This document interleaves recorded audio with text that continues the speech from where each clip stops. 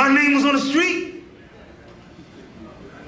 And we bounce from this here, I'm gonna go down in them corners, let them people know word did not get back to me. Let them know Marlo stepped to any motherfucker, Omar, Barksdale, whoever. My name is my name. Had this been some ISIS insurgent who snuck in through the southern border illegally and nobody knew who they were, okay, now maybe we have a story that makes sense. But a former CIA asset? Yeah. Very suspicious. Who would have thought this was a former CIA asset? Man, I got to get Jack like phone number. Welcome back to the channel, everybody. And I want to wish everybody out there a happy Thanksgiving. Hope you have a great turkey day with your family. Also, our thoughts and prayers go out to those National Guard soldiers and their families that underwent that horrific attack in Washington, D.C. yesterday. Obviously, that's what we're here to talk about. Now, regardless of what we talk about in this video, that was absolutely terrible. It's unacceptable on all accounts. Now, I didn't jump on the story yesterday right away like everyone else did because I wanted more information on who the attacker was. It was going to be very, very important in understanding what this whole thing is about. And I'm glad I did. Because the information we've gotten this morning, this has made everything 1,000 times more suspicious and more complex. And the reason for that is the attack was carried out by an Afghan national who wasn't just some Taliban who snuck on a refugee plane. This was a CIA asset, a part of the Kandahar Strike Force, who worked with guys like me, Army Special Forces, Green Berets, the CIA. Okay, so I'm intimately knowledgeable about who this demographic of person is. So you're not going to get the mainstream media stories here. So you might be upset about this video. That's fine. I'd encourage you to watch it anyway, because I do kind of know what I'm talking about with this. All right, so don't forget to like, comment, subscribe, helps the channel. Let's jump into this thing. Let's break this whole thing down if this story makes really any rational sense. It doesn't. All right, so this is extremely important up front. All right, so again, this is what it says. CIA Director Radcliffe confirms the Afghan T-word shot National Guardsman Rahmanullah Lakanwal previously worked with the CIA as part of a partner force in Kandahar, Afghanistan. That's exactly where I worked. The individual and so many others should have never been allowed to come here. Okay. Now, before we explain why this story doesn't make any sense to begin with based off of who the attacker was, I mean, and regular viewers of the channel will already know this, but I have been calling that this exact thing was going to happen for 3 weeks, from National Guard soldiers being killed to an Islamic terrorist attack coming soon. And I'll show you the clips right here, not as an I told you so, but to show you that I have been paying attention to what is going on around me outside of just what Fox News or CNN shoves down our throats. So I have been against National Guard troops being deployed into cities, and I said the exact reason why here. I did a whole video on talking about why I don't think National Guard troops should be deployed to the cities. So you're just sending these kids that got no idea what they're doing down into super dangerous situations with live ammunition. And all I see for that is the potential is what goes wrong. Shit gets crazy and a soldier gets killed. Shit gets crazy and a civilian gets killed. So my worry was that, of course, yes, we're sending these National Guard kids, basically, who have, keep in mind, no police authority whatsoever. So they can't actually do anything, to go patrol the streets of Chicago and Washington, D.C. and basically just wait there as soft targets to get shot by somebody, which is exactly what just happened. Not only that, but ever since the hysteria on Fox News over Zohran Mamdani, the Muslim jihadist, winning as mayor, I told you guys that this is exactly what was coming. American support for our greatest ally is basically non-existent. They've lost the plot. The paid influencers isn't working. The mainstream media mouthpieces isn't working. The conventions they're putting on, Ben Shapiro attacking people. None of that's working. Nobody cares. So we have to go back to old reliable. And what's old reliable? What's that? Oh, that's right. BB says the 9/11 attacks were good for our greatest ally. Yep, but not only that, we talked about this as well.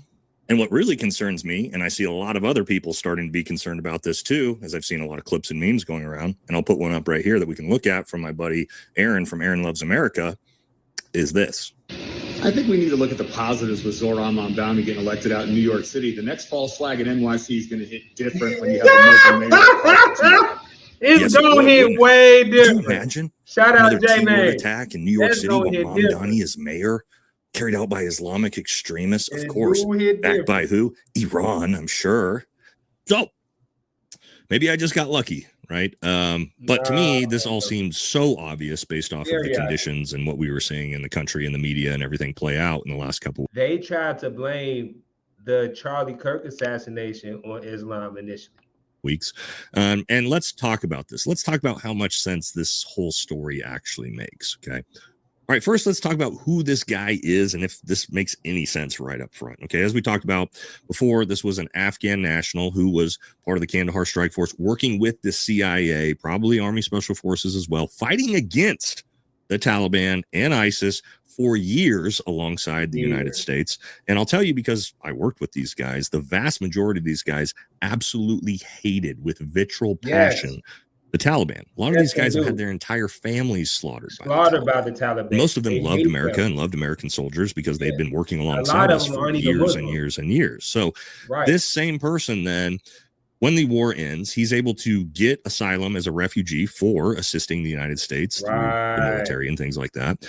And then he moves to Washington State, lives there for 4 years, and then decides randomly to hop on a plane, fly out to Washington, D.C., and carry out this like 10 plus year 7D chess long game plan where he finally carries out his plan and shoots 2 National Guard soldiers in the street. It makes no sense. When at any point downrange, he could have shot people like me in the back on target and all these different things. Now, if they would have got a Mexican person to do it, I would have bought it. But this guy makes no sense. It's just the story itself right out the gate doesn't make any logical sense. Okay. Had this been some ISIS insurgent who snuck in through the southern border illegally and nobody knew who they were, okay, now maybe we have a story that makes sense.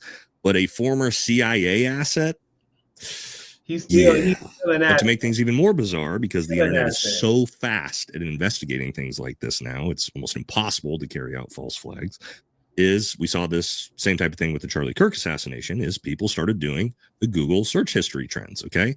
And they looked up Ramanullah Lakanwal in Washington, D.C., randomly just a few hours before this attack was carried out, after his name had never been searched ever in Washington, D.C. What? It's got, 36 searches hours before the attack. Now, maybe that's all by coincidence. That name was also searched. I've seen multiple new ones of this too in Israel right before the attack as well. Not that there's any, correlation between all of these things, but you got to start looking at this going, what's really going on? And I think one of the biggest red flags to me was Donald Trump's immediate response minutes after the news broke on this, which was this. He's a great Trump has ordered an additional 500 National Guard troops to Washington, D.C. That seemed... The issue is they deployed the troops into the cities thinking that the citizens were going to rebel against the National Guardsmen. However, Americans are so beat down, we don't even fight them. So what they did was they found a CIA asset to kick up dust so Trump can bring in more troops and militarize these red and blue states. Very bizarre to me. What are, first of all, again, like I said, National Guard troops have no police authority. They can't do anything to begin with. They just walk around the street for optics. And now a lone gunman carries out an attack and you immediately deploy 500 more soldiers to go walk around the streets. Exactly. Why?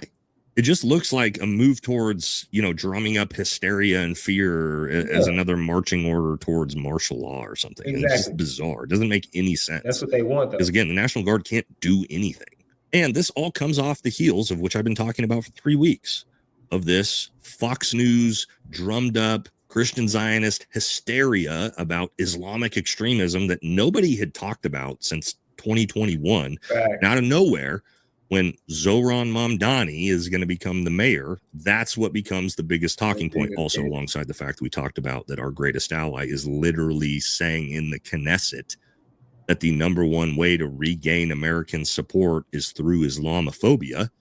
And then all of a sudden, we see this. We see the Dearborn protest where we see a Jewish agitator go down and incite violence between Christians and Muslims. Here today. We want to make sure our children can grow up in the same America that I grew up in. White Christian country. Our founding fathers' blood soaks this land, not for Muslims and Islamic jihadists to play their prayer calls where our children walk to preschool. I'm sorry, I just had to make another reminder for you guys. In case you weren't aware, the man that is holding the giant cross trying to support Christianity, his name is Jake Lang. Now, the most interesting trait about Jake is he is able to blend in seamlessly with wherever he is. Because for some reason, he tries to hide and remove every single trace he has had. For instance, kissing the wall in Israel, as a reminder for you guys, bragging about his sister serving in the IDF. Jake Lang is Jewish. He is not Christian, who is trying to cause conflict between Christians and Muslims while he is Jewish. Do you see what is going on? And you all Christians and Muslims are known to get along fine. It's not until someone agitates the situation where they go to war. So again, people are paying attention. It's not just me. I probably had 15 of my buddies, special operators, all text me yesterday, all with the same question. False flag, question mark.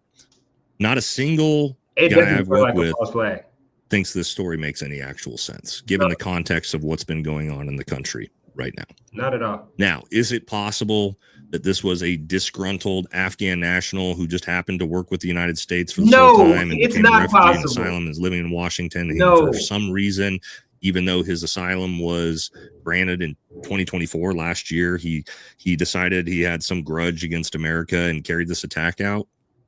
Yeah, I guess anything's possible. But does it make any logical or rational sense in this specific situation? No. You have to start asking yourself, why were National Guard troops just optically patrolling around Washington, D.C. right around the state capitol? And then it just so happens that after this massive drum up of Islamic hysteria, that an Islamic terrorist shoots 2 of these National Guard soldiers in Washington, D.C., down the street from the White House. Down the street from the White House. I mean, maybe it's all organic. White House. Maybe. It sure doesn't feel organic. And immediately, everywhere you saw on the media, Fox News, Ben Shapiro fawning over themselves to get up and scream about evil Islam, right? And again, I've said before, like, I don't think Islam is conducive in Western culture, right? And that's not just about Islam. I think that about any culture that's not American culture. But again, is this story making any sense to you guys? The timing of it, the optics of it. None at all. Also, what else is sort of going on that people are starting to forget about and is not being talked in mainstream media anymore? Like what? Oh, that's right. Those Epstein files that were supposed to come out. I thought we were potentially going to invade Venezuela. Well, I said this before on the channel through like the last 3 weeks, that it was either going to be a false flag attack or an invasion in Venezuela. That's what was going to be the massive distraction from this. They're trying so hard to forget about sure just kind of feels like that's what we're looking at right now. But, you know, thank God this is the guy that's on the case that is going to bring us the ground truth to this. Of our brave members of the National Guard and the Department of War were brazenly attacked in a horrendous act of violence. They were shot. They're in critical condition. As you can see behind me, we have assembled the full force of both the federal and state and local law enforcement agencies to bring bear all of our resources to make sure we find the perpetrators responsible for this heinous act. And make no mistake, they will be brought to justice. Great. Kash Patel is on the case. Right, you know, sure, we're going to get this thing figured out. And so what also did we see what happened? Yes, Stephen Miller came out immediately after and announced that the Trump administration is looking to revoke all refugee and asylum status from Afghan nationals. Let me say this to close out the video, and I don't give a fuck what anybody thinks.